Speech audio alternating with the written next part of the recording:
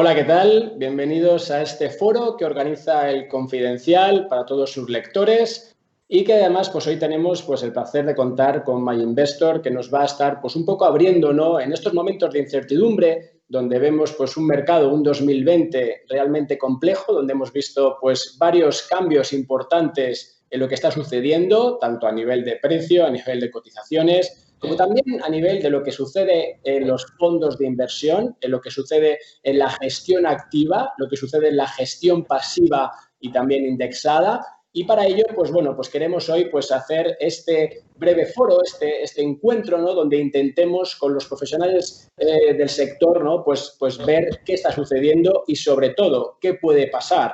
Porque aquí al final estamos viendo que la cultura financiera yo creo que va subiendo en España. Estamos viendo como además esos flujos que antes se veían pues tan fuertemente a un lado u otro, muchas salidas o digamos que movimientos de flujos, ¿no?, de un lado a otro, de renta fija, renta variable, pues se están suavizando mucho más. Creo que es una señal de esa fortaleza, de ese mayor conocimiento, pero sin duda alguna pues que el tener toda esta información en este entorno pues es vital. Ya sin más, quiero dar paso, pues, para empezar hoy, a Gabriela Orille. Gabriela, ¿qué tal? Hola, ¿qué tal? Muy buenas tardes. Gabriela es co-CEO de MyInvestor. Además, pues llevan ya pues más de un año, ¿no?, año y pico, ofreciendo pues una segunda capa que yo llamo de valor a los inversores, con todas esas nuevas herramientas, esa facilidad que está dando los inversores. Pero quiero que seas tú, Gabriela, que nos cuentes un poco pues qué es MyInvestor, cuál es la diferencia, ¿no?, y cuál es esa capa que yo llamo de valor que estáis aportando a los inversores. Bueno, pues muchísimas gracias de saludarte, Javier. Muchísimas gracias al Confidencial pues, por la posibilidad de poder estar esta tarde con todos vosotros. Y encantada de saludar a todos los expertos que hoy nos van a guiar a través de este instrumento y a través de todo este mundo que a mí personalmente me parece fascinante, porque llevo toda la vida en el mundo de las inversiones y la verdad es que es una gozada poder ver cómo lo que tú decías antes, esa educación financiera en este país cada vez crece más y más. Yo me acuerdo cuando hace 20 años explicábamos lo que era un derivado y que era ponerse corto y a la gente le explotaba un poco la cabeza, pues ahora vemos que esa educación financiera realmente está cogiendo track y la gente cada vez se interesa por este tipo de productos que, no nos olvidemos, son líderes en Estados Unidos, y luego daremos un par de pinceladas si quieres sobre ellos. Para los que no nos conozcan, MyInvestor, neobanco español con una clara dedicación y una especialización en el mundo de las inversiones.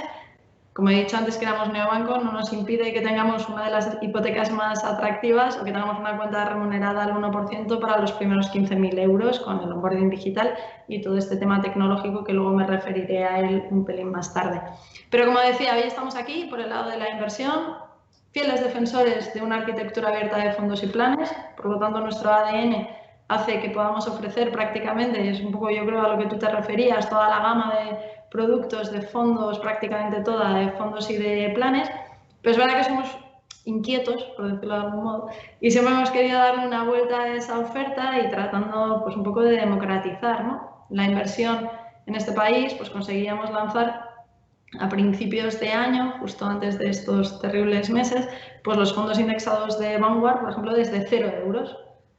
En esa continua evolución y tratando de no parar, nos hicimos una propuesta cuando nacimos, que era que todos los meses deberíamos de darles a los clientes al menos una novedad en producto o en servicio, y es un poco por esto que antes del verano lanzamos las 4 carteras indexadas, que además, bueno, pues tratamos un poco de unirlas a un tema de musical. Incluso hay una cuenta de Spotify donde poco a poco también podrán ir viendo los podcasts y demás, y la gente del banco iba introduciendo pues aquellas canciones que consideraban que eran más acordes a esos estilos musicales, ¿no? También un poco por darle un punto y darle una vuelta a todo el concepto. Por lo tanto, 4 carteras indexadas a precios imbatibles. Y yo creo que aquí hablábamos antes de Estados Unidos, de UK, de cómo realmente esos robo-advisors en el 2016 empezaban un poco a sonar, esas grandes casas como Vanguard, que está aquí presente, como iShares, pero lo que es más impresionante para mí es el hecho de la cantidad de AUMs. AUM son los Asset Under Management, que a día de hoy tienen ETFs y fondos indexados. Ya los contamos por trillones. Y es sorprendente porque anualmente la tasa de crecimiento es aproximadamente de un 20%. Y leyendo un informe de ICERS, creo que era el otro día, que hablaba sobre los ratios de penetración en cuanto a temas de tecnología en nuestro día a día desde el 2009 en Estados Unidos. Pues me dejó bastante fascinada, porque obviamente el rey era el smartphone, pero por debajo del smartphone y por encima de las redes sociales estaba la capacidad que los americanos tenían para comprar ETFs, AOMs en ETFs. Es decir, es realmente espectacular, ¿no? Como el crecimiento lo estamos viendo. Y ese crecimiento que ve el inversor retail, porque ve que con estos instrumentos, tanto ETFs como fondos indexados, al final conseguimos aunar, yo creo que las tres patas básicas de cualquier modelo de negocio ahora mismo. Por un lado es precio, por otro es sencillez y por otro es rapidez.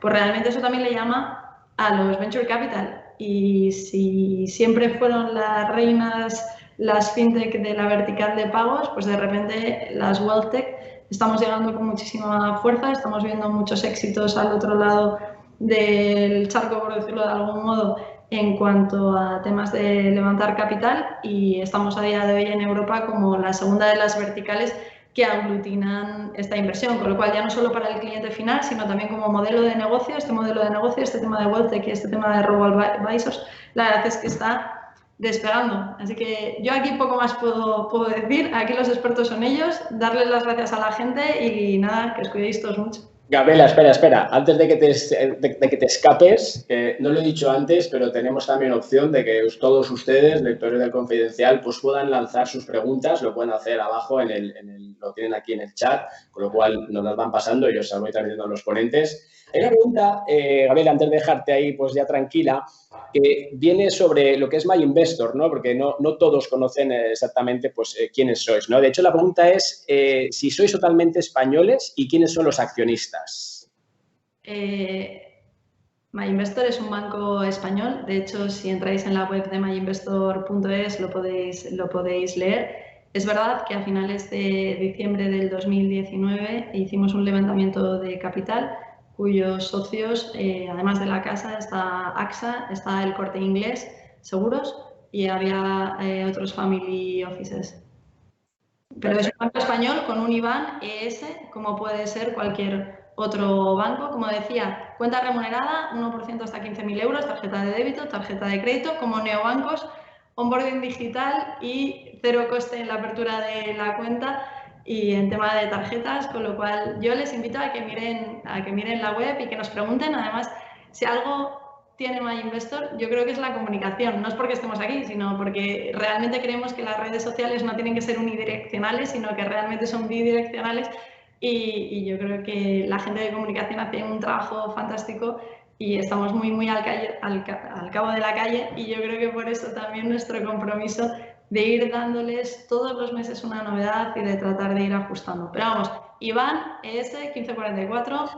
7889 y luego lo siguiente. O sea que en ese aspecto sin ningún tipo de problema. Perfecto. Oye, ya que te tengo, ya la ultimísima palabra. Hay aquí otro inversor, otro lector que nos pregunta si es posible luego pues traspasar un fondo indexado de una entidad, de vuestra entidad, de MyInvestor, a otro sitio. Es decir, si luego tiene esa movilidad que tendría, esa arquitectura abierta, realmente también para salir y para traspasarlo a otro. Sí, de hecho, no tenemos comisiones, no penalizamos esas salidas, no hay ningún tipo de problema.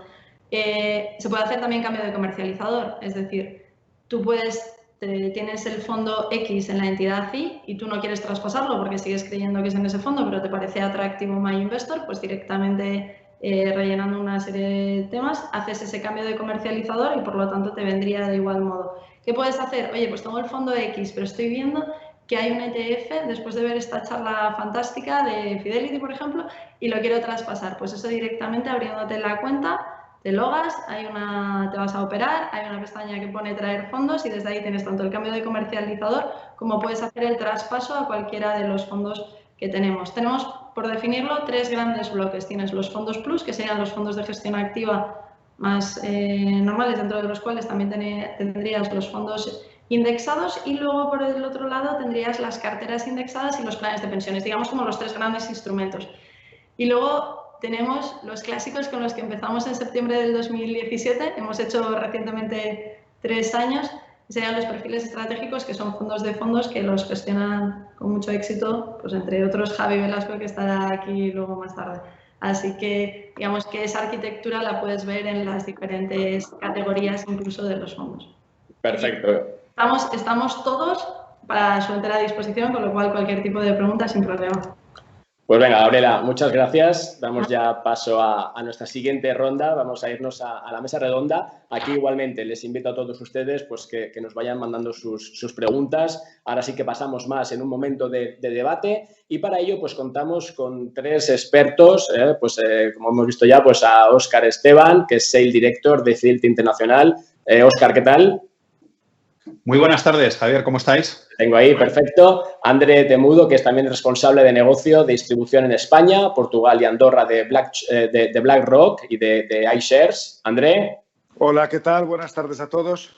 ¿Qué tal? Y Javier Velasco, que es especialista en selección de fondos de MyInvestor. Javier, ¿qué tal? Muy buenas tardes a todos. Perfecto, pues aquí un poco la idea, como decía, es que, bueno, pues después de este 2020, ¿no? Que es como el lejano oeste, donde hemos visto las mayores correcciones, las mayores recuperaciones, si bien es verdad que no tiene nada que ver cómo se ha recuperado pues Estados Unidos, a cómo se ha recuperado Europa o más concretamente España, porque todavía pues el DAX sí que tiene como esa figura, ¿no? Esa vuelta en V, no la tiene el IBEX 35. Pero aquí la pregunta, también a raíz de lo que estamos viendo, ¿no? Con todo ese movimiento de los flujos de fondos, ¿no? Donde estamos viendo como cada vez salen más inversores de lo que son los fondos de gestión activa y van a parar muchos de ellos a fondos de gestión pasiva. La pregunta ¿es esto una moda? ¿Es esto ahora simplemente que estamos siguiendo lo que hace todo el mundo, igual que al principio todo el mundo fue hacia gestión activa, ahora ese desplazamiento donde estamos viendo incluso, ¿no? Pues ese equilibrio casi ya de fuerzas, de hecho ya pues ligeramente decantado hacia el lado de gestión pasiva? Entonces la pregunta es, empezamos por ahí, André, tú que estás ahí pues en BlackRock, en iShares, un clásico de las grandes entidades, ¿es esto una moda pasajera o la gestión indexada, la gestión pasiva en este entorno es lo que vamos a seguir viendo? Muy bien, gracias por la introducción y gracias también a las palabras de Gabriela antes, ¿no? Pero bueno, a tu pregunta directamente, yo creo que sea cual sea el objetivo de la inversión, elegir bien el vehículo de inversión es fundamental, ya sean acciones, bonos en directo, Gabriela antes habla de derivados, futuros, fondos de inversión o, como dices, gestión indexada a través tanto de ETFs como fondos indexados, ¿no? El crecimiento de la adopción de la gestión indexada lleva creciendo mucho en los últimos años, ¿no? Pero sí que estoy de acuerdo que con la evolución de la pandemia, de lo que hemos visto desde marzo hasta ahora, hemos visto una aceleración de la demanda por ese tipo de vehículos, ya que con la falta de rentabilidad existente en el mercado, y esto todos sabemos, cualquier punto de rentabilidad extra es muy importante, ¿no?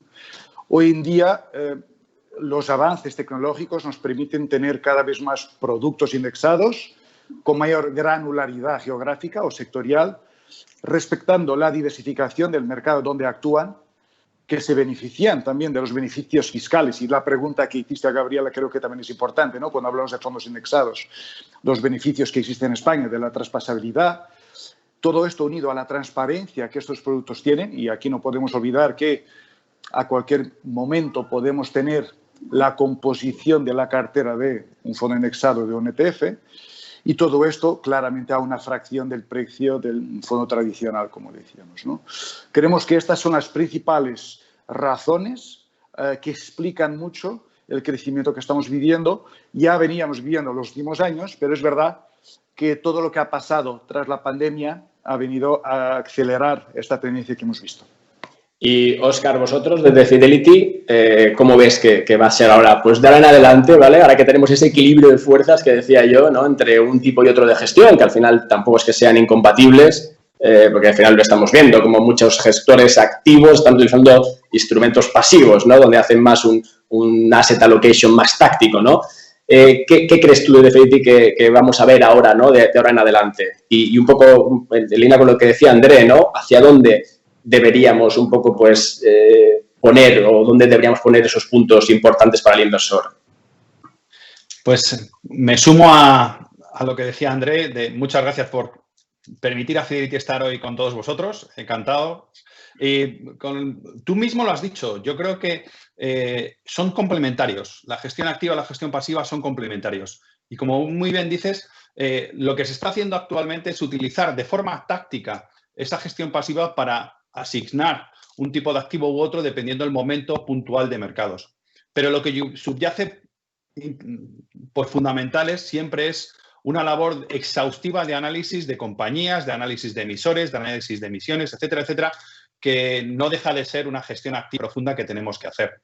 Lo que pasa es que, como muy bien decía Gabriel al principio, la entrada del mundo de la gestión pasiva de los ETFs ha permitido tener mayores herramientas para poder gestionar esa asignación de activos y ese universo de inversión que nosotros tenemos. Y esto es bueno para todos los inversores. Pero hay que ser muy cautos porque en momentos como los que hemos tenido de corrección en abril o marzo de febrero-marzo de este año, pues lo que hemos visto es que ha habido también salidas en esa parte de fondos indexados y de ETFs, que es verdad que después se han recuperado, pero tenemos que tener y ser muy cautos, insisto, en todo esto. Con lo cual, sí, están aquí para quedarse, sí, es una parte complementaria para esa gestión táctica que nosotros hacemos, pero qué duda cabe que el análisis profundo y exhaustivo de las compañías, ahora más si cabe en los entornos actuales de la pandemia o post-pandemia, son muy, muy importantes a la hora de gestionar.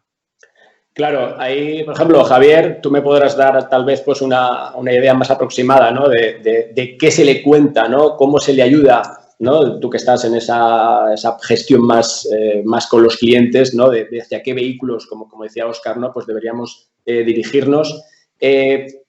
¿Cómo haces esto? Porque yo entiendo y los datos, ¿no? Pues muestran que al final estamos aquí hablando de gestión indexada a largo plazo, que es cuando se gana dinero, pero luego el inversor en ese corto plazo no actúa así. De hecho, la media que en Estados Unidos tenía hasta el año pasado del tiempo que se mantenía un fondo de inversión en cartera, pues estaba sobre los 3 años. Con lo cual, al final, todos estos movimientos lo que llevan es a que se toman esas decisiones, ¿no? De entrada, de salida rápida. ¿Cómo verías tú, desde tu posición de mayor conocimiento y más cerca del cliente, o sea, que debería ser el camino, la estrategia que con ese tipo de fondos, ¿no? Pues debería llevar a cabo pues un inversor? Bueno, aquí buenas tardes y agradeceros la oportunidad de poder dialogar sobre el mundo de las inversiones.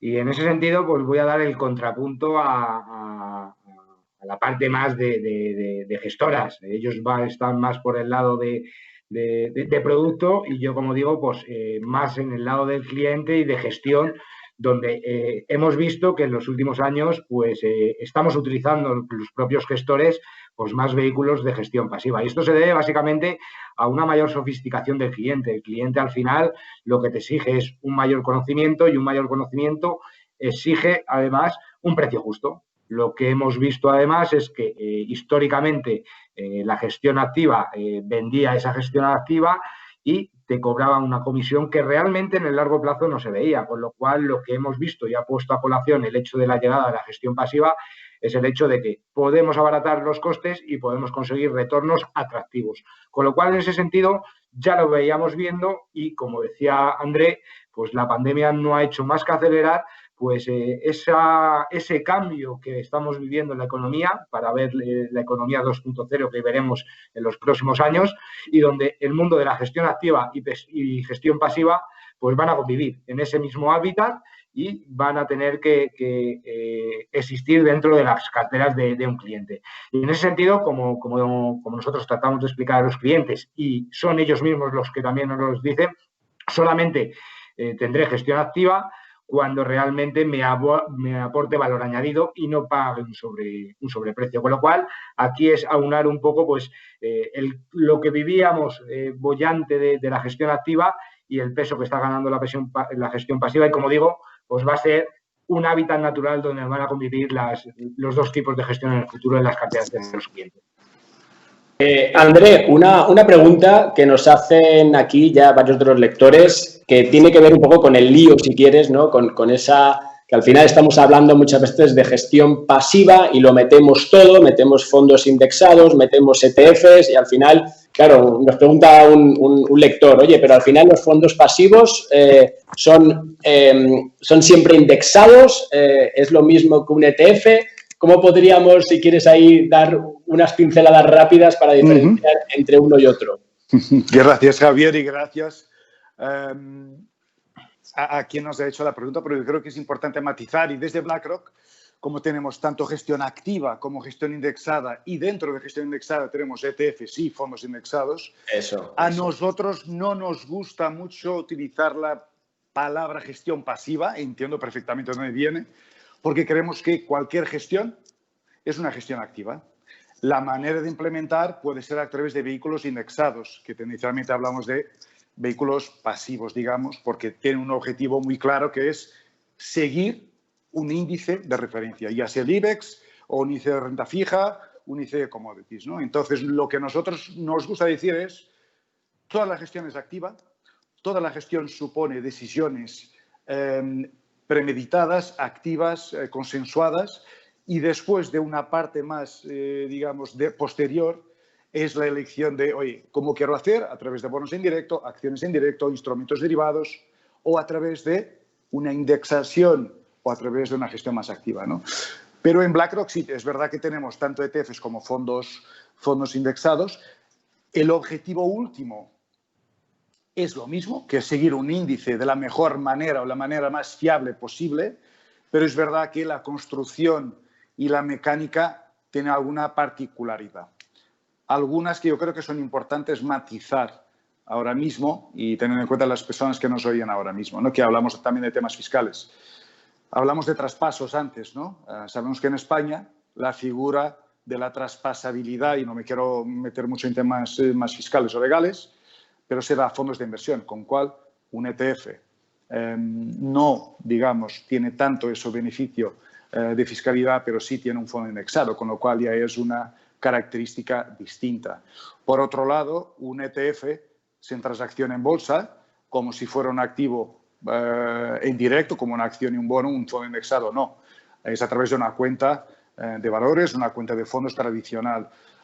Tendencialmente también, un fondo tiene unas comisiones que dependen un poco del tipo de inversor, si es más institucional, si es más de banca privada, si es más de retail, y un ETF no. Cualquier cliente, sea un cliente de 2 euros en un ETF o un cliente de 500 millones, va a pagar exactamente la misma comisión. Con lo cual yo creo que hay algunas diferencias que son importantes, pero en cualquier caso el objetivo es distinto. Gestión activa, diríamos que son fondos de inversión que tienen como objetivo batir, crear o generar valor, generar alfa, superar un índice. Gestión indexada, ya sea a través de fondos indexados o de ETFs, tiene un objetivo muy claro que es seguir, replicar el mismo comportamiento del índice que está replicando, digamos. Perfecto, eso es. Sí que había más preguntas que venían un poco con esa misma línea, ¿no? Y también el tema de fiscalidad y esa traspasabilidad entre fondos. Óscar, pasando a renta fija, porque al final también parece que nos centramos solamente cuando hablamos de esa gestión indexada, parece que solamente estamos en renta variable.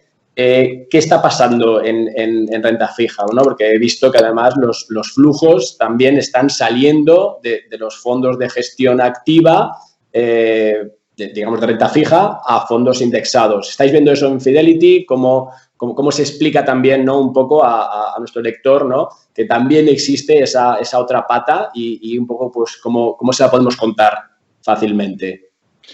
Bueno, no es más que una secuencia de lo que veníamos comentando, que primero pasó en renta variable, que es gestión activa, después lanzamiento de ETFs, los indexados, en la parte de renta variable. Pues ahora tenemos lo mismo en la parte de renta fija. Y por eso estamos viendo esos crecimientos que está habiendo en la parte de renta fija, en lo que son los indexados o sobre todo en los ETFs. Pero no es más que vienen a ocupar una parte, como decía anteriormente Javi y como decía André, de la forma de gestionar. Que todo es gestión activa, porque al fin y al cabo estamos gestionando activamente todo porque estamos gestionando nuestro dinero y nuestro sitio donde invertir. Y en la parte de renta fija es verdad que ha habido bastantes nuevos lanzamientos bastante apetito inversor por parte del cliente institucional primero, sobre todo, y después del inversor final, para poder beneficiarse de esa renta fija a costes muy bajos. Pero yo aquí también he de decir que, siendo esto verdad, ahora mismo en la dicotomía que tenemos en el mercado y en la polarización tan grande que tenemos, no solo en la parte de renta variable, sino también en la parte de renta fija, analizar mucho las compañías, analizar qué es lo que tienen cada uno de esos índices es muy importante, muy importante. Lo mismo que lo hacen los gestores activos cuando analizan sus carteras, porque lo que no puede ser es que en un solo índice pues tengas en tan solo 10 compañías casi el 30, casi 40% del peso total del índice. Eso, al fin y al cabo, desde un punto de vista de riesgo, estamos hablando que es una mala toma de decisiones. ¿Por qué? Porque estás concentrando tu riesgo en muy pocos valores, muy pocas emisiones. Pero de qué duda cabe que es una herramienta más en la parte de renta fija que los inversores institucionales están teniendo en cuenta. Nosotros, fíjate, nosotros siendo proveedores de soluciones finales, habiendo sido históricamente gestores activos y promotores de la gestión activa, hemos visto la dinámica de mercado que nos ha hecho que el inversor también busca ETFs, busca fondos indexados y los hemos puesto al servicio de nuestros clientes. Pero haciendo ese énfasis en buscar, analizar, porque no en todos los momentos de mercado sirve una gestión pasiva, tampoco en todos los momentos de mercado sirve una gestión activa si no se sabe elegir bien cuál es el fondo donde poder invertir. Por eso tenemos a los electores como Javier aquí, que es su trabajo, que es precisamente la parte de gestión activa, la parte de gestión pasiva, el analizar los fondos en cualquier momento de mercado que mejor se puedan adaptar a cada una de las circunstancias. Exacto. Ahí, antes de pasar a Javier, que tengo ahí una pregunta que además coincide con esto que estabas comentando, Óscar, tengo una pregunta con el tema de la liquidez, ¿vale? Que también afecta a la renta variable. Pero bueno, ya que hemos tocado el tema de renta fija, porque se ha visto, ¿no? Pues en estos últimos meses esas ciertas tensiones, ¿no? Donde pues el ETF tenía más liquidez que el activo subyacente. Eso, ¿cuál es tu opinión? ¿No? Porque hay mucha narrativa, ¿no? Desde aquellos que son, pues, diciendo esto, ¿cómo puede ser que tengas dentro, pues, me viene al caso, me viene a la mente algún ejemplo de renta fija, pues, de mercados emergentes, ¿no? De high yield, donde efectivamente tú tienes que es más líquido, ¿no? Ese ETF que el bono que cotiza una vez a la semana, incluso había casos de una vez al mes, ¿no? O sea, eso cómo se gestiona, ¿no? Y qué implicaciones desde un punto de vista de riesgo, como has mencionado, puede tener en caso de que tengamos ahora pues otro momento de pánico y queramos salir todos de ahí y al final, pues, ¿cómo va a reaccionar ahí un poco el proveedor? Bien, a ese respecto, lo que sí tenemos que tener muy en cuenta, efectivamente, es el proveedor y quién está detrás y qué es lo que estás realmente comprando, sino lo que es el bono físico, la cartera física o el sintético. Y ese es uno de los temas muy importantes. Eso los analistas, como puede ser Javi, lo tienen que tener en cuenta a la hora de seleccionar qué indexado o sobre todo qué ETF invertir. Qué duda cabe que a la hora de analizar qué indexado, qué ETF invertir, eso forma parte de la selección y del análisis y es uno de los datos más importantes. Lo que es la liquidez de estos mercados en momentos de colapso de mercado, como los que vivimos en febrero y en marzo, es muy importante y tenemos que saber que al mismo tiempo que en los mercados, cuando yo voy a comprar o vender un bono, hay bastante diversión entre la oferta y la demanda, el precio que me compren, el precio que me venden, también eso lo vemos implícito en los ETFs y en los indexados. Y eso es un tema que tenemos que tener en cuenta. Yo no sé si André, que también tiene bastante experiencia en esto, si puede puntualizar algo más, o el propio Javier, como selector y gestor de carteras. No, yo totalmente de acuerdo, Óscar, con lo que acabas de decir. Yo creo que los ETFs de renta fija han desempeñado una labor crítica, han demostrado que son herramientas esenciales en el mercado de deuda.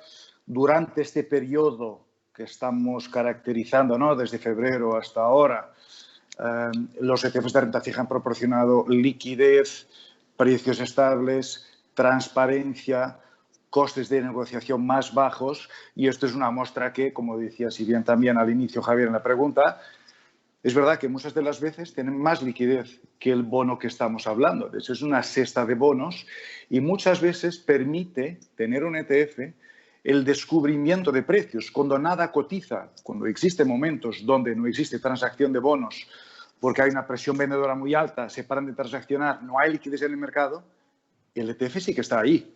Y el ETF en esos momentos sí que puede dar liquidez a un mercado que está ilíquido. Sé que puede parecer un poco contranatural, pero el mercado secundario del ETF permite que, por ejemplo, si el mercado no tiene abasto a la demanda que yo tengo como inversor de comprar un ETF o un bono, como hay un mercado secundario en que yo tengo un ETF y Óscar me lo quiere comprar, podemos hacer una transacción en mercado secundario sin siquiera tocar el mercado primario. Con lo cual yo creo que un ETF no es quitar liquidez, sino dar más liquidez al mercado aún. Aquí, por alusiones, estoy totalmente de acuerdo con vosotros con el tema de la liquidez. Y de hecho, como selector de fondos y ETFs, nosotros lo que hacemos muy mucho es tener en cuenta la liquidez que el emisor y el proveedor del vehículo nos proporciona.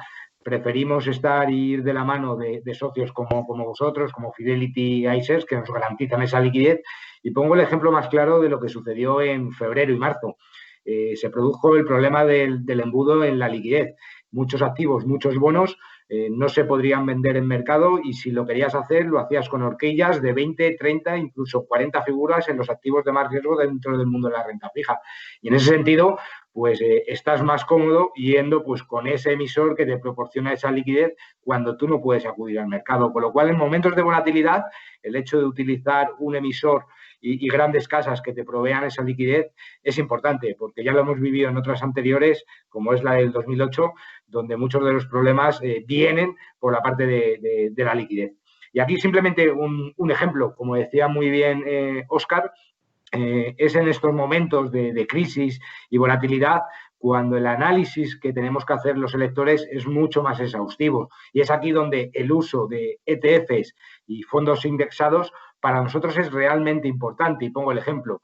Si hay momentos de volatilidad o vemos que el año que viene, 2020, podemos vivir ciertos momentos de tensión porque no sabemos qué impacto va a tener el crecimiento de la economía, pues la pandemia del coronavirus, pues es posible que se produzca un incremento de la tasa de quiebras de compañías y es posible que a lo mejor el bono de una compañía sufra más que un fondo indexado de renta fija o un ETF. Con lo cual, desde ese punto de vista, para nosotros también es mucho más cómodo el controlar los riesgos a la hora de gestionar utilizando este tipo de vehículos.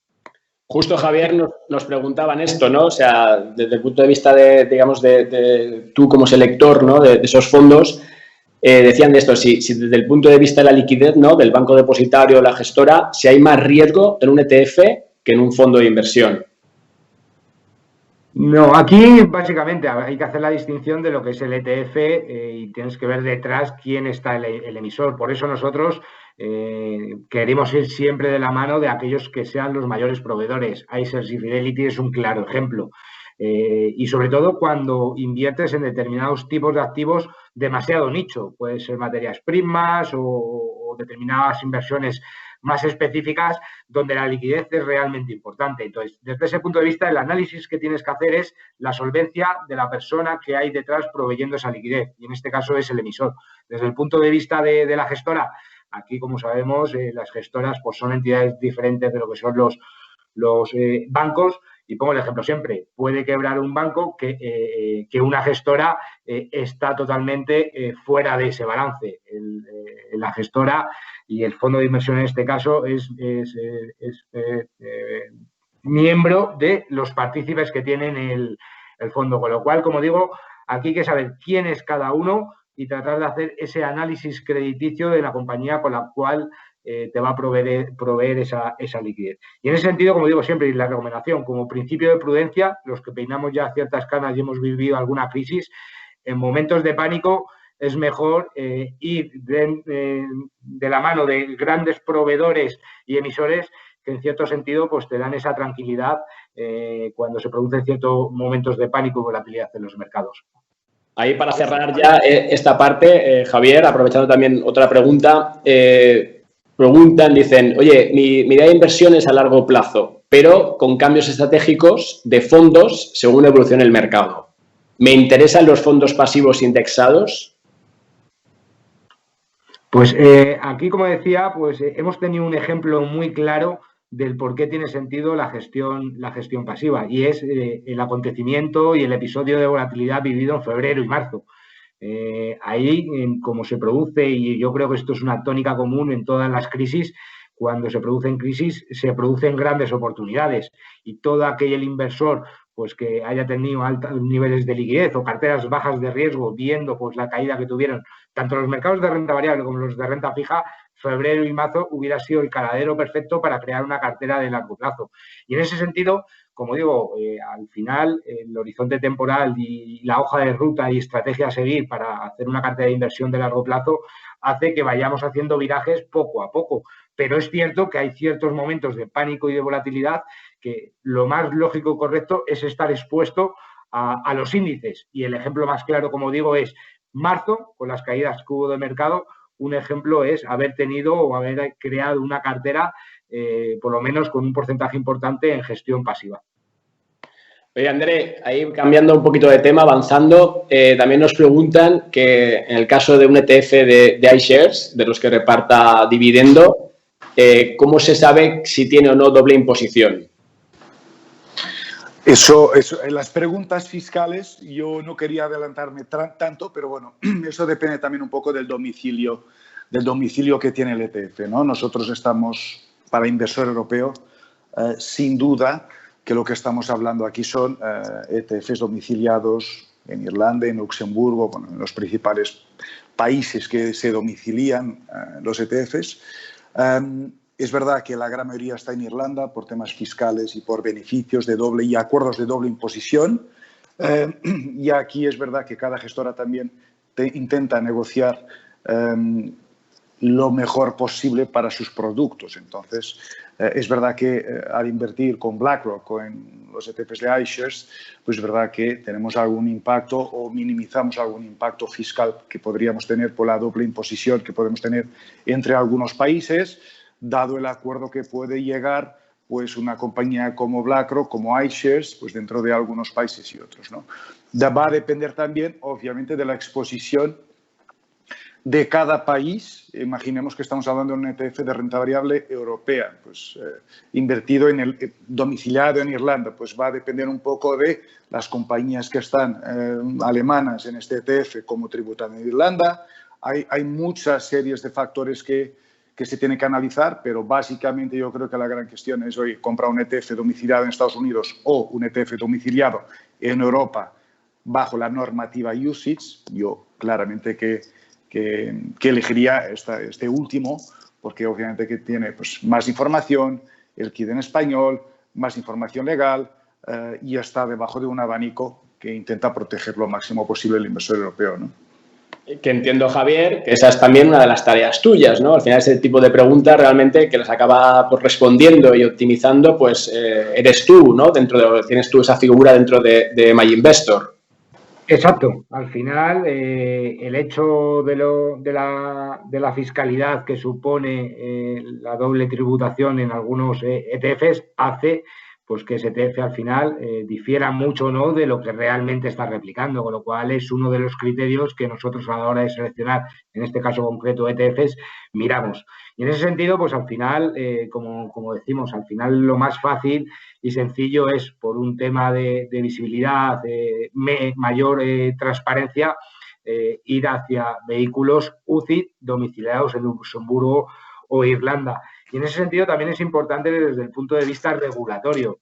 El hecho de que un cliente quiera comprar un ETF pues, domiciliado en Estados Unidos, con la llegada de MiFID II es difícil que lo pueda hacer, salvo que sea un cliente profesional, y para ello pues exige ciertos criterios bastante altos en cuanto a requerimientos. Con lo cual, desde ese punto de vista, nosotros lo que tratamos es de hacer accesible pues a los clientes los vehículos que mejor se pueden adaptar a ellos y tratar de, desde el punto de vista de fidelidad a la hora de replicar pues ese índice, tener en cuenta este tipo de factores como la fiscalidad en los dividendos de las compañías en los cuales están invertidos. Que hay también, a raíz de esto, Javier, nos preguntan, ¿no?, entre esos fondos que son más de reparto y los fondos de acumulación.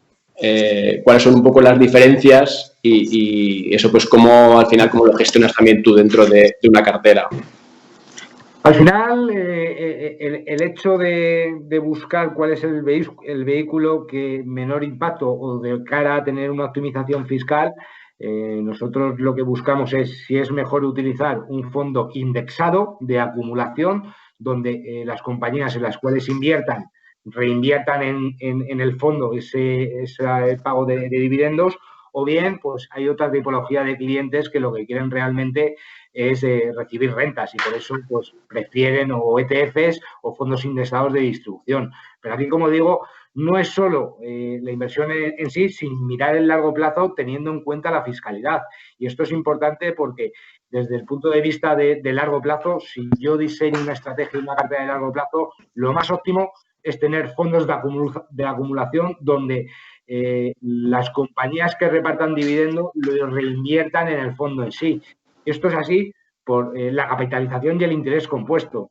No es lo mismo que te paguen en cuenta pues esa distribución de rentas que tiene que tributar en la parte de los ETFs que reinvertirla en el largo plazo. Y si vamos a estar muchos años invertidos, el interés compuesto, como decía Albert Einstein, es la octava maravilla del mundo, con lo cual desde ese punto de vista hay que tener muy en cuenta el tema fiscal con la inversión de largo plazo. Eso es. Óscar, pasando un poquitín ya también, avanzando un poquito más, que veo que el tiempo aquí nos está comiendo, estamos también viendo un aumento importante, ¿no?, de la demanda de estrategias, de instrumentos, ¿no?, de vehículos que den soluciones, ¿no?, de inversión socialmente responsable, estrategias ESG. ¿Qué importancia le das a estas soluciones de inversión? ¿Cuál es la tendencia que estás viendo dentro de Fidelity? Y si esta va a ser al final pues una de esas estrategias que también pues va a acabar pues tomando mayor peso en las carteras. Bien, mira, Javier, yo solo puntualizar una cosa de la conversación que hemos tenido anteriormente del tema de cuando te ha preguntado alguien sobre el tema de la inversión a largo plazo, el crear una cartera estratégica. Bueno, tú puedes crear una cartera estratégica con fondos indexados si hay alguien que te la gestiona de forma activa. Porque tú, obviamente, tú no sabes qué activo o qué zona geográfica se va a comportar mejor o peor.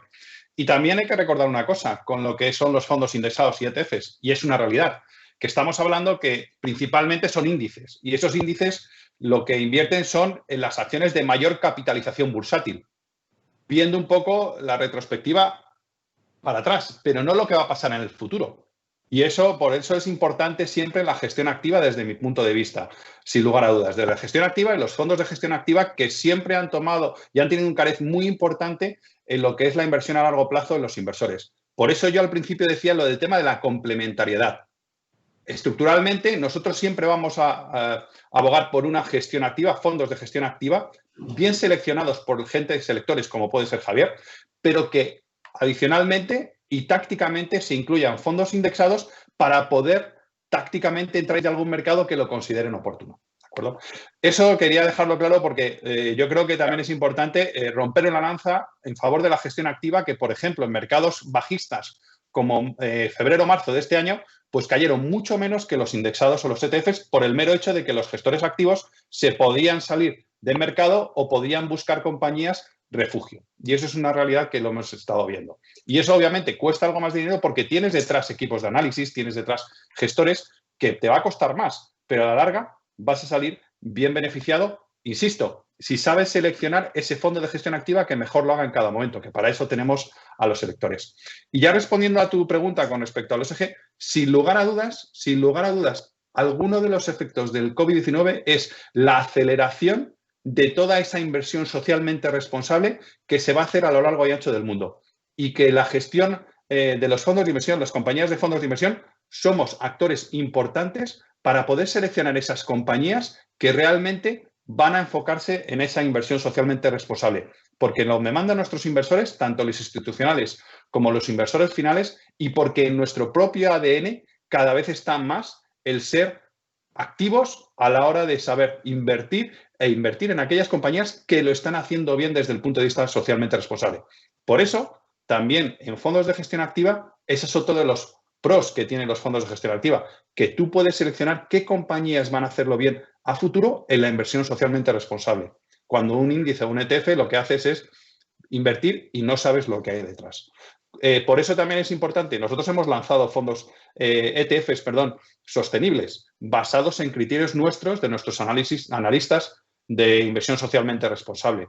Teniendo ese filtro, ahí sí puedes ya invertir en inversión socialmente responsable dentro de ETFs o indexados. Pero, ¿y ahí no vas contra la rentabilidad del fondo? Porque muchas veces estamos ahí buscando esos criterios, ¿no? Poniendo esos requisitos. Otra pregunta también que te haría sería que ahora todos somos socialmente responsables y de repente, pues, una empresa de energía que produce petróleo, pues, de la noche a la mañana, con un buen plan estratégico, se convierte en sostenible, ¿no? O sea, ¿cuáles son esos criterios para así rápido y en un minuto, ¿no? Y que al final tomáis, lo acabas tú de mencionar, que tú haces esos análisis, esa gestión activa que hay que pagar, que todos entendemos que si nos da ese rendimiento, pues tiene sentido, ¿no? ¿Cuáles son esos criterios? Y dos, no va contra la rentabilidad muchas veces, es decir, que cómo compaginas el que esa empresa cumpla esos requisitos y que también genere al final valor para el accionista. Pues mira, te voy a responder de atrás para adelante. Lo primero, el tema de la rentabilidad. Se ha visto y se está comprobando que las empresas que cuidan la inversión socialmente responsable están obteniendo mejor rentabilidad en estos momentos de mercado bajistas que aquellas compañías que descuidan esa labor socialmente responsable. Es verdad que estamos hablando de un periodo corto de tiempo para poder analizar cómo va a ser esto en el futuro, pero todo nos lleva a pensar, por las directrices y la dinámica que se ha tomado en estos mercados bajistas del efecto del COVID-19, que eso va a surtir un efecto en el largo plazo. Con lo cual, desde un punto de vista de rentabilidad, ser socialmente responsable te añade, no te quita. Al contrario, te añade y cada vez más. Eso por un lado. Y después, ¿qué es lo que estamos haciendo nosotros? Nosotros lo que estamos haciendo es buscar aquellas compañías que en el futuro, ¿de acuerdo?, cambien su forma de gestionar por y para un bien común desde el punto de vista social, responsable y medioambiental.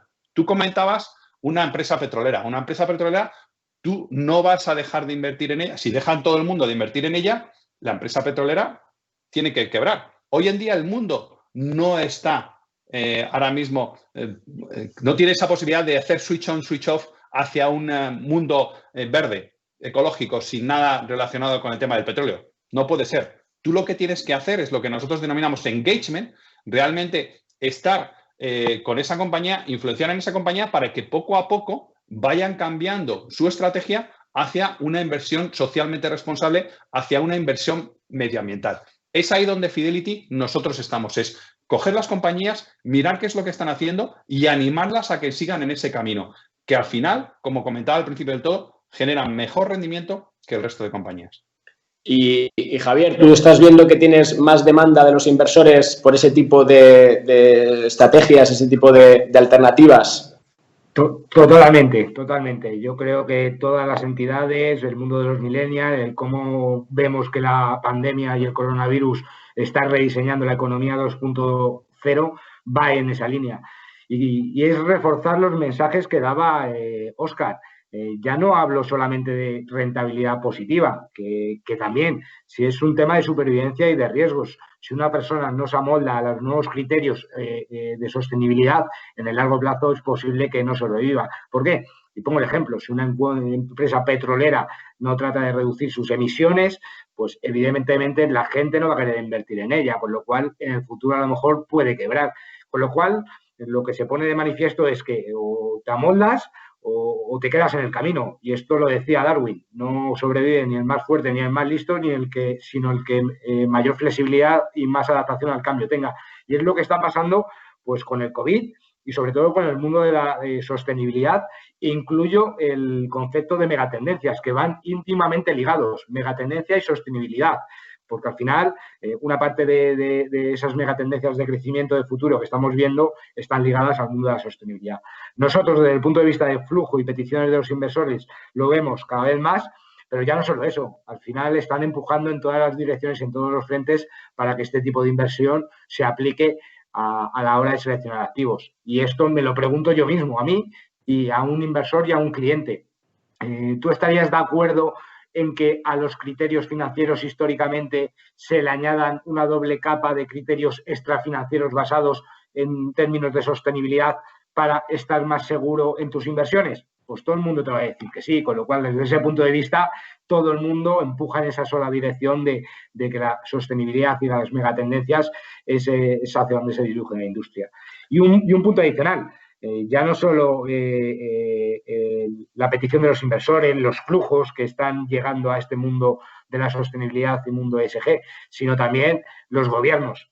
Estamos hablando que el Banco Central Europeo, en su fondo de su reestructuración y de ayudas, iba a dedicar más de 720.000 millones y un tercio de esos 720.000 millones iban a ir a proyectos de cambio climático. Con lo cual, si los gobiernos, además, y la legislación van en esta dirección, al final lo que hace es empujar pues, una realidad que en los próximos años lo vamos a ver como una obligación a la hora de seleccionar activos. Entonces, desde ese punto de vista, el mundo de la sostenibilidad, de los criterios sostenibles, la implementación de criterios ESG y las megatendencias es lo que vamos a ver, que además ha estado apoyado pues por toda situación de pandemia que estamos viviendo y que, como digo, al final lo que hace es rediseñar el cómo veíamos la economía hace años para ver un mundo 2.0. Claro, ahí, André, lo ha mencionado Javier, todo el tema de las megatendencias, ¿no? Mi pregunta es, ¿qué estáis haciendo? Y si también no estamos en un hype, ¿no? Parece que tenemos que llevar a todo el mundo para ese lado, ¿no? Uno, pues eso, ¿qué estáis haciendo? Y dos, ¿cuál es tu visión, ¿no? desde BlackRock para esta gran tendencia que hay ahora en el mercado? Sí, Javier. No, solo una nota también en el tema anterior, porque aquí BlackRock la verdad es que es muy vocal en sostenibilidad y para los que seguís BlackRock, nuestro CEO, fundador, Larry Fink, redacta una carta todos los años a los principales consejeros delegados de compañías mundiales, ¿no? Al final BlackRock, al ser la mayor gestora de activos del mundo, pues tiene una voz y esta voz nuestro CEO la quiere utilizar de una manera bastante activa, ¿no? Y justamente en enero de este año hizo hincapié en la importancia de la sostenibilidad y el cambio climático para los resultados de la inversión. Un poco lo que Javier estaba diciendo ahora, ¿no? Es decir, riesgo climático constituye un riesgo de inversión, tal como la volatilidad, tal como el sector, tal como otros factores, ¿no? Yo creo que esto es importantísimo. Como consecuencia, yo creo que hemos visto, ¿no?, los incendios brutales en California hace 3 semanas. Es obvio entender que las compañías aseguradoras que están expuestas a otras compañías que tienen, por ejemplo, edificaciones e infraestructura en, digamos, un terreno más propenso, más probable de ser incendiable porque la temperatura media anual de la Tierra no para de incrementarse, pues eso se va a dar y tendrá consecuencias para el precio de esta aseguradora. Por ejemplo, yo creo que es muy fácil entender del por qué un riesgo climático puede ser también y es constituyente de un riesgo de inversión. Con lo cual, solamente corroborar un poco lo que Javier estaba diciendo, BlackRock ahí también es muy, muy vocal en ese sentido. Y a la pregunta de las megatendencias, nosotros no creemos que sea un hype, una moda, creemos que está aquí para quedarse. Y desde BlackRock comentar un poco cómo definimos megatendencias, ¿no? Nosotros identificamos 5 megatendencias principales que van a cambiar el mundo tal y como lo conocemos hoy en día, ¿no? Que pueden afectar principalmente 2 sectores. Y aquí ya me voy un poco a lo que estamos viendo de cara desde BlackRock, la demanda de clientes, sector salud y sector tecnología, ¿no? Una población cada vez más envejecida va a necesitar de mayor asistencia sanitaria, lo cual incrementaría la demanda a largo plazo y con ella, obviamente, la innovación tecnológica en ese sector. Es decir, esto no es una moda, es matemático y creemos que es algo que se va a quedar para los próximos 10, 20, 30 años y es multigeneracional. Es decir, hay más oferta de productos de megatendencias o temáticos, como queramos, porque están acompañando también el sentimiento del mundo, ¿no? Yo creo que aquí también hay que pensar una cosa. Las compañías que hoy en día vemos en el mundo ya no son estanques sectorialmente o geográficamente. Es decir, si pensamos en Tesla, no es una compañía del sector automóvil, no es una compañía solamente automóvil, no es una compañía solamente tecnológica. Amazon es retail, pero es tecnología. Es decir, hay una mezcla muy importante hoy en día de una compañía, porque cada vez más sectores se intrusan. Gabriela lo ha mencionado al inicio, ¿no? La junción de servicios financieros con tecnología, con robo-advisors, con fintechs, y esto está hoy en día. Entonces, para gestionar fondos para invertir, queremos que tenga todo el sentido, una visión distinta, un corte más diagonal, no tan estanque, verticalizado como teníamos antes, pero sí megatendencias, y aquí en el caso de BlackRock pues estamos viendo mucha demanda por sector salud y sector de tecnología, por las tres mismas razones fundamentales: atractivos puntos de entrada, principalmente el amplio número de oportunidades y el abanico que existe en cada sector. La amplitud de oportunidades es enorme, no es lo mismo. Y ahí sí que yo creo que es importante lo que Óscar estaba diciendo: dónde ir con ETF o gestión indexada, dónde ir con fondo de gestión activa, ¿no? Creemos que, como hay tantas oportunidades en estos dos sectores, por ejemplo, a lo mejor tiene sentido también ir con un fondo de gestión activa que sea apoyado por un equipo de research, selectores de compañías y todo el conocimiento que permita identificar y separar las buenas compañías de las malas compañías. Y ahí ya, André, para terminar contigo, hacemos ahora un poco la ronda final, que se nos va el tiempo, como siempre. ¿Cuáles son, bajo tu punto de vista, los riesgos y oportunidades que de ahora en adelante pues, tiene que afrontar el inversor? ¿Y cuál sería un poco pues, una pincelada, ¿no? de cuál podría ser la forma de acercarse de ahora en adelante a los mercados? Yo creo que, y muy breve, porque sé que estamos ya mal de tiempo, ¿no? Pero creemos que las nuevas carteras de inversión tienen que reflejar 4 cosas, yo creo que es importante. La primera, obviamente, el nuevo entorno económico, en lo cual las perspectivas de crecimiento e inflación son distintas, ¿no? Nuevos patrones de comportamientos, nuevas preferencias de los consumidores, y esto va a tener un impacto en el crecimiento de unos sectores y economías frente a otros, ¿no? Tenemos que también incorporar incertidumbre, como siempre, pero ahora más. Tenemos que incorporar resiliencia estructural, más allá de tener una cartera expuesta de renta variable y bonos soberanos. O sea, claramente que hay mucho mayor correlación entre los activos. Hoy en día una cartera 60-40, como era hace 15 años, ya no nos sirve. No descorrelaciona, no es factible tener un buen binomio rentabilidad-riesgo con una cartera así. Y por último, la flexibilidad para adaptarse a un entorno incierto y cambiante, lo que estamos viendo, ¿no? Resumiendo, creemos que los inversores tienen un poco que recapacitar sobre, y no quiero entrar en la visión de BlackRock, pero un poco sí, menor exposición a bonos soberanos, porque hay mucha duda si de verdad descorrelacionan o no. Tenemos que ponderar a lo mejor mayor exposición de manera selectiva a crédito, incrementar a lo mejor presencia en China, en cartera, por la apertura del mercado, por la dimensión de mercado que existe, por la poca ponderación que un inversor español europeo tiene en China, por ejemplo, y el espacio que ocupa en la economía mundial.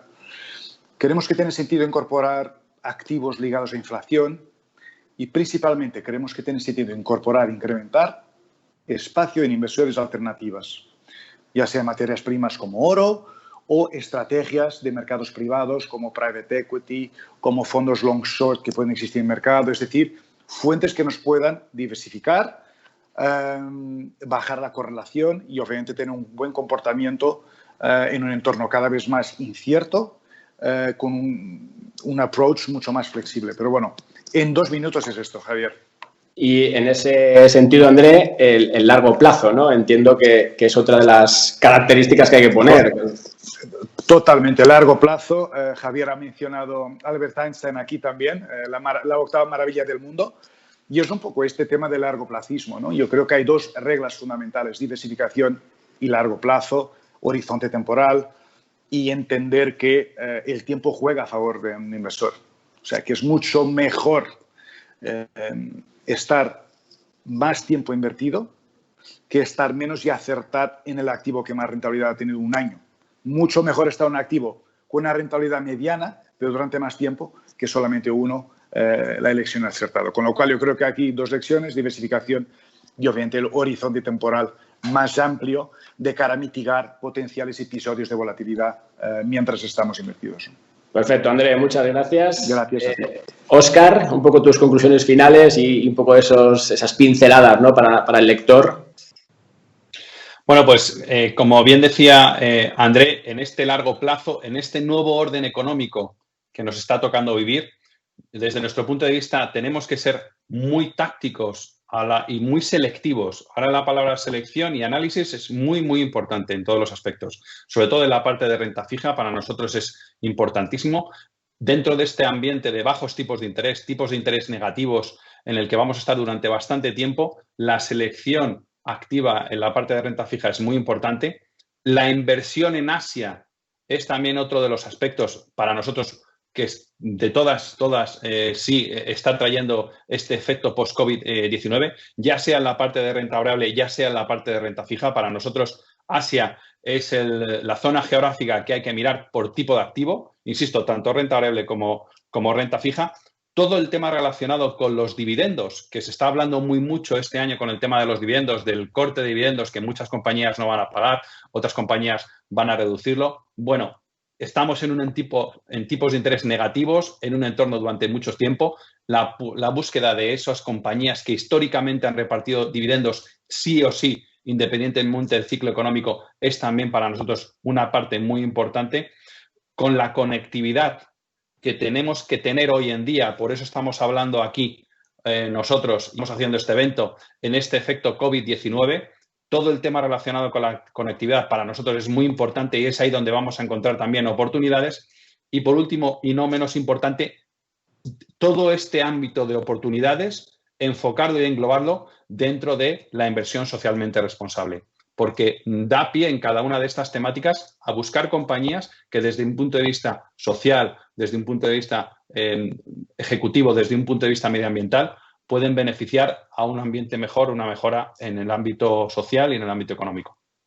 Perfecto, Óscar, muchas gracias. Javier, para terminar, te traslado dos preguntas, una última que ha entrado que me parece interesante, ¿vale? Antes de que me cierres tú un poco el ciclo, que hemos hablado ahora de esas megatendencias, lo has comentado tú mismo, ¿no? Y hemos visto que ahora pues el sector tecnológico, ¿no? Que parece que es una de esas, yo no sé si es una megatendencia, realmente no sé si catalogarla como tal, pero bueno, ¿piensas que puede estar ahora mismo en un momento pues de alta valoración, modo burbuja si quieres? Y entonces cuando tú tienes que decidir un poco, cuando tú tienes que ayudar a ese inversor a hacer una allocation en los fondos, ¿tú tienes en cuenta este momento de alta valoración?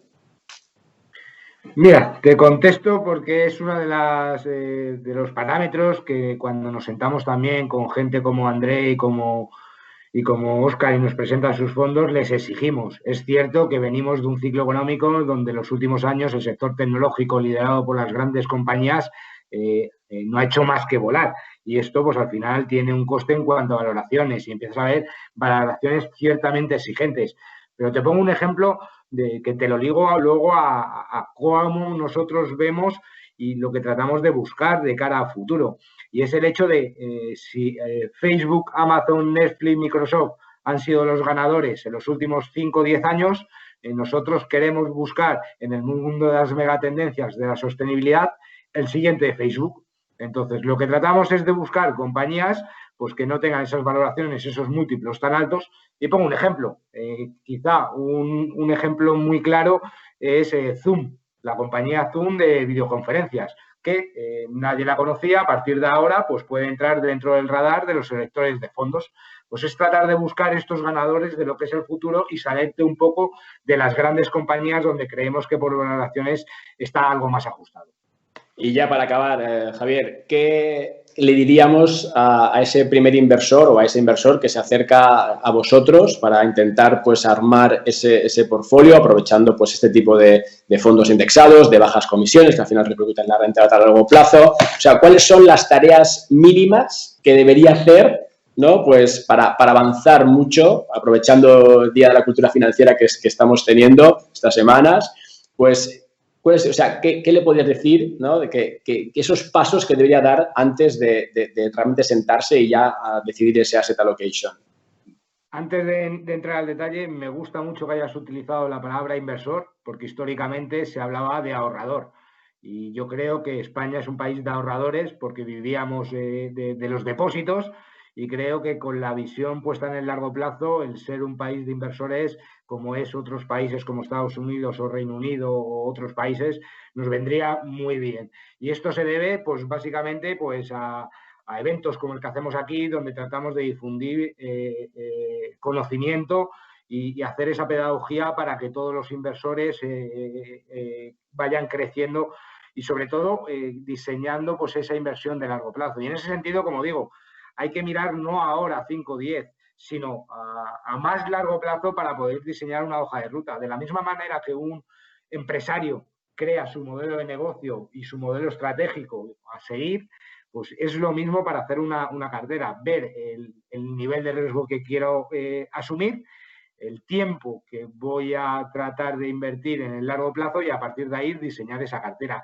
Y en ese sentido, como hemos venido diciendo en muchas ocasiones, en el largo plazo hay que determinar qué activos pues, ofrecen una mayor rentabilidad y eso está claro que son los activos de más riesgo, sobre todo la renta variable, con lo cual en función de ese perfil de riesgo, de ese horizonte temporal, ya empezamos a diseñar pues, las diferentes cajas de activos que queremos tener en cartera. Y a esto le añadiría un nuevo dato, y es el hecho de las aportaciones periódicas. A lo largo del largo plazo, el hecho de ir haciendo aportaciones periódicas lo que hace es mejorar el riesgo, retorno, rentabilidad de nuestras inversiones.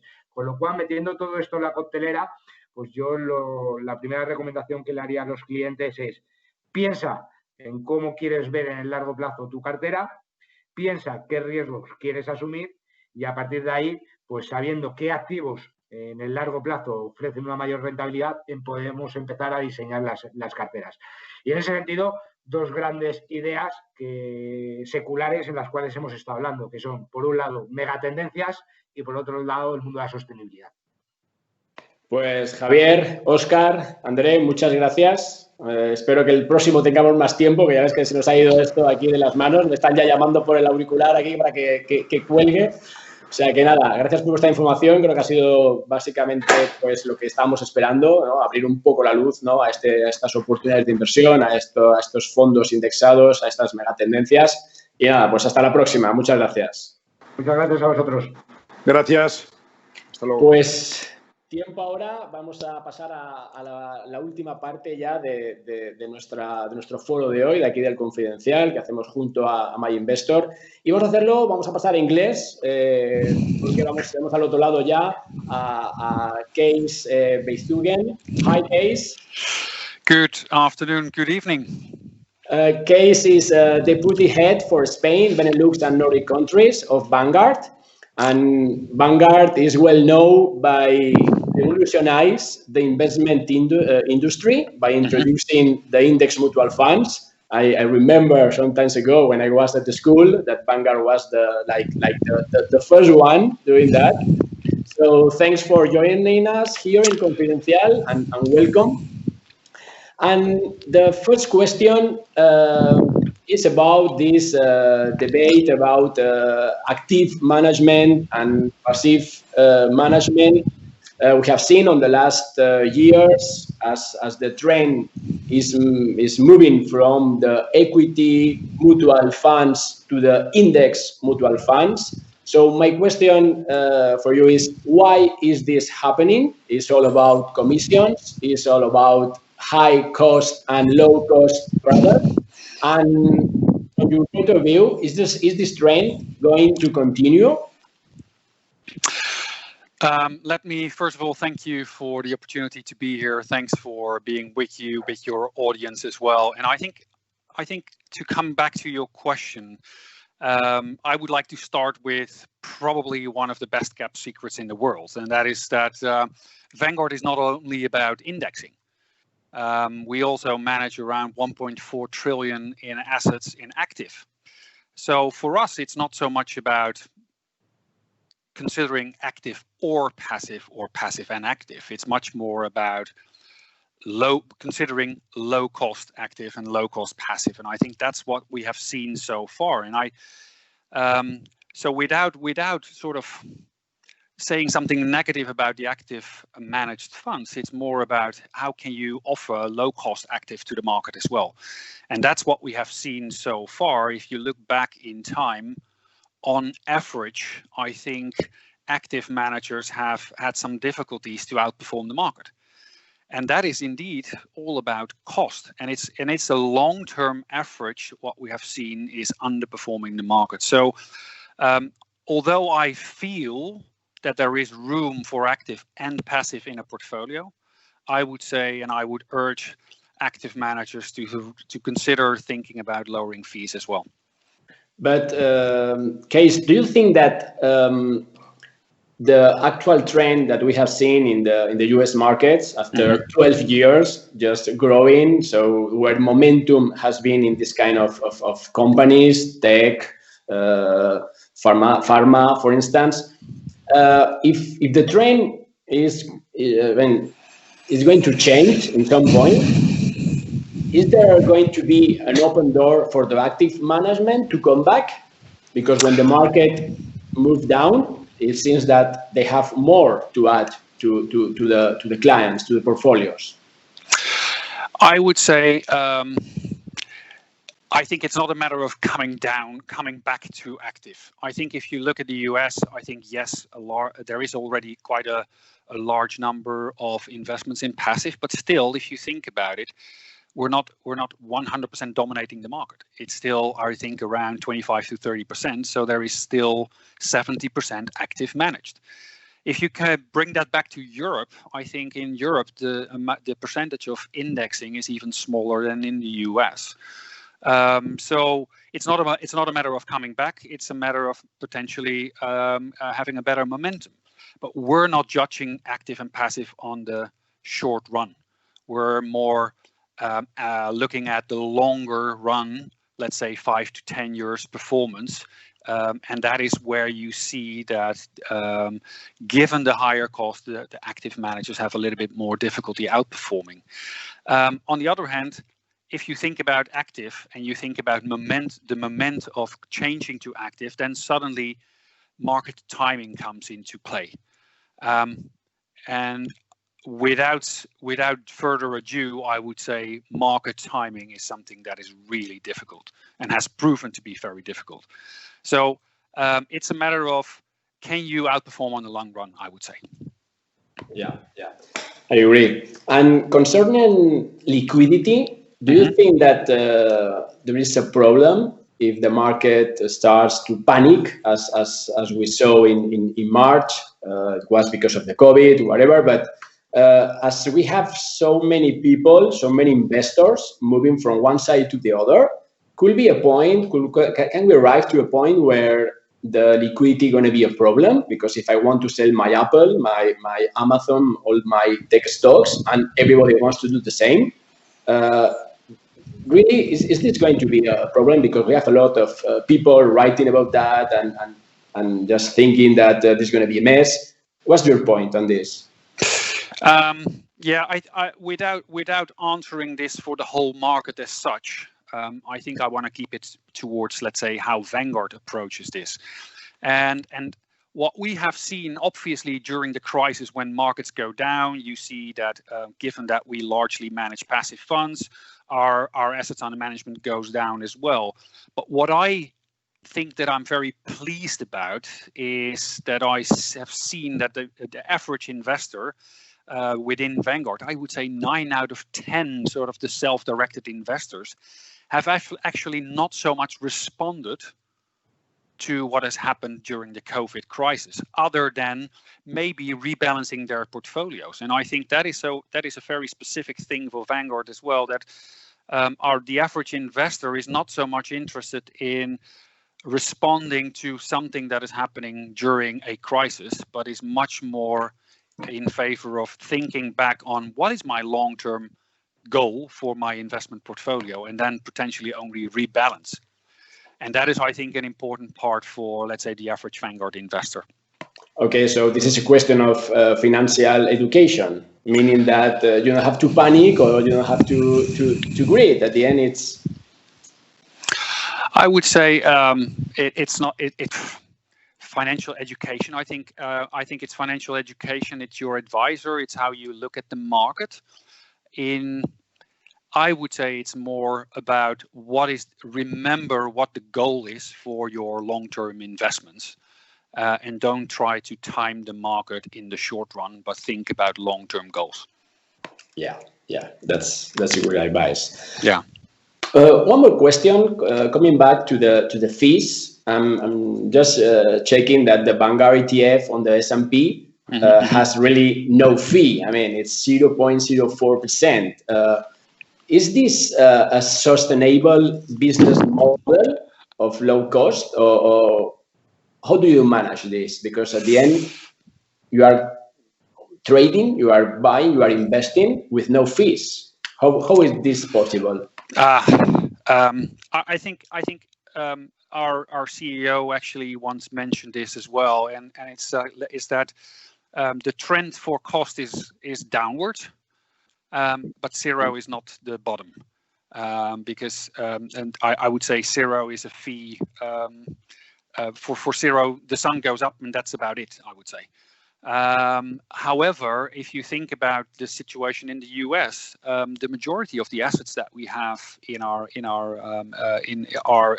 in the US. So there is a difference in size, and there is also a difference in the project or the products that we have. So there is a slight, and I would say a small difference in fee. But yes, because of this size in the US, we're able to run our business very efficiently. Yeah. And therefore have low cost. But also keep in mind that, and I think that is something that is known to the market as well, Vanguard has been set up in the US as I would say, a mutually owned structure as well. So the investors in our US domiciled funds are also owning Vanguard. And that's a different situation compared to a lot of publicly traded or family owned companies. And that means that we don't have to fulfill the needs of our shareholders, of our family owners as well. It's if we grow and if the scale of our business grows, we can give back the efficiencies that we make based on that scale towards our investors. And I think that's a big difference compared to other investors. And I think we're unique in that sense. Yeah. Okay. Great.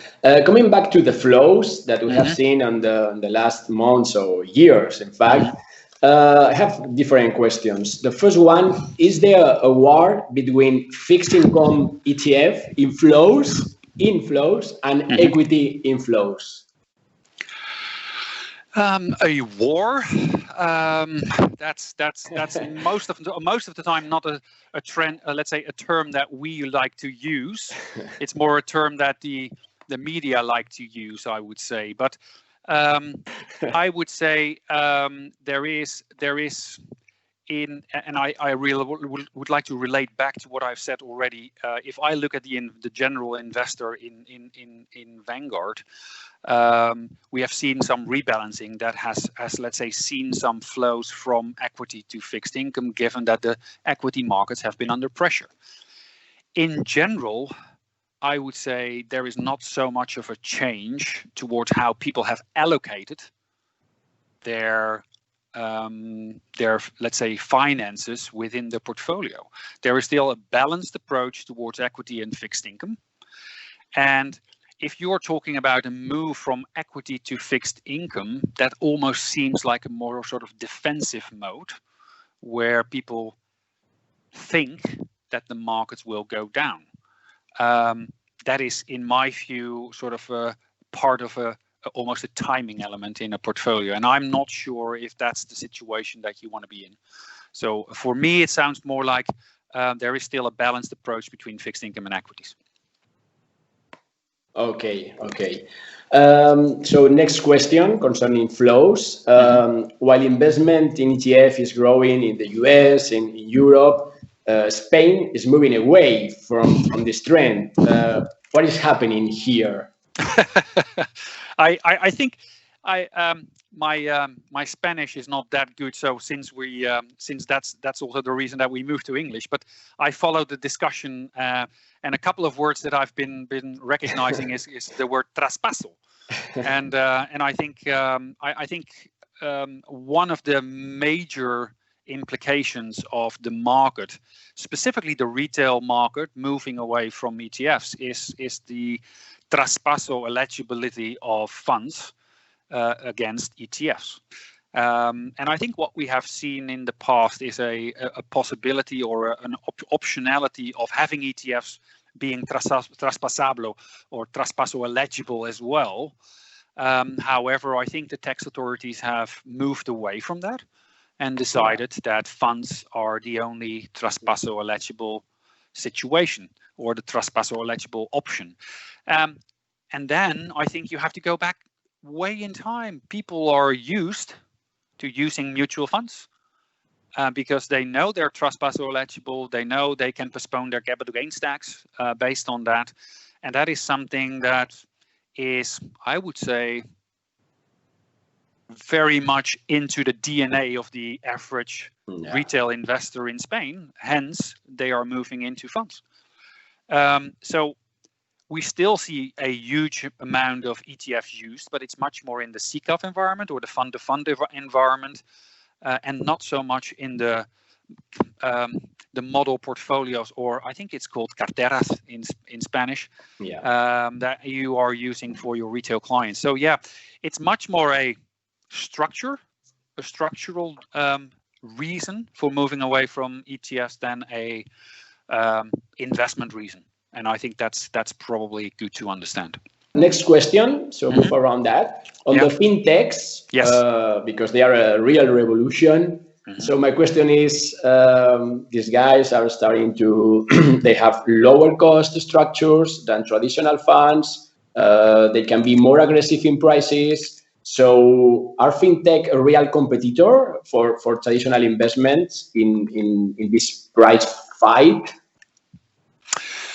Yeah, I think we touched already a little bit on low cost, and what I think is important to realize is that if you think about what you can influence as an investor, that is not so much the market timing or the performance of the funds that you invest in. It is something what you can influence is the cost element of your overall investment portfolio, and I think that makes it an attractive offering for clients to look at fintechs. If you ask me whether it's a real competitor, I think there is something else that needs to be considered, and that is how are you able to distribute widely these kind of products into the market? And I'm not going to answer whether they are succeeding or not. On the other hand, what I do see is that there are a number of fintechs and automated investment advisors that have shown that they're winning business. Whether they are going to be more successful than they are at this moment in time, I would say that is depending on how they can influence distribution. But I think so far, signs are pretty good. So good. So last question, because we are out of time. It's going that quick already. Yeah, as usual. I had the same problem with other guys. So I coming back to Vanguard. So which is your growth strategy for Spain and for Europe in the medium and long term? Yeah, no, I think that's a very good question, and I would like to take it a little bit back towards the start of Vanguard. And I think when we started Vanguard, we set it up as a mutually owned company, which means that everybody that invests through Vanguard directly benefits from scale. And I think that unique experiment 45 years ago is now sort of a movement. And I think it starts really like that. And that is something that we want to take further in Europe. So if you think about the mission of Vanguard, it's to take a stand for all investors, to treat them fairly, but also to give them the best chance for investment success. That is guiding every action that we take. And that's also guiding the strategy in Europe and guiding also the strategy in Spain. And I think it is fair to say that what we aim to do is lower cost, lower complexity of investing, and targeting European markets and not specifically Spain, but the European markets through an intermediated channel. And I think that is something that you could see as the Vanguard strategy. Okay, so Kees, thank you very much for your time. Welcome. and I hope that we can have another foro, another event, just to have you on board. So that thank would you be very great. much.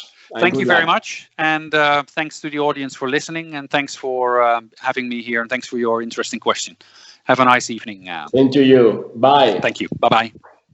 Pues tiempo ya para dar por finalizado este evento del Confidencial que hemos organizado junto a MyInvestor. Espero que le haya sido de utilidad, porque vamos a seguir hablando y mucho sobre esto, ¿no? Ese gran debate, esa gran disyuntiva entre gestión activa y gestión pasiva, que al final, pues fíjense, ¿no? Parece que todo acaba en esa especie de híbrido donde van a tener que convivir ambos tipos de gestiones. Lo tendrán este vídeo disponible para poder también volver a consultarlo y pues nada, quedamos a su entera disposición y gracias por asistir aquí al evento del Confidencial con MyInvestor sobre la gestión indexada. Hasta la próxima.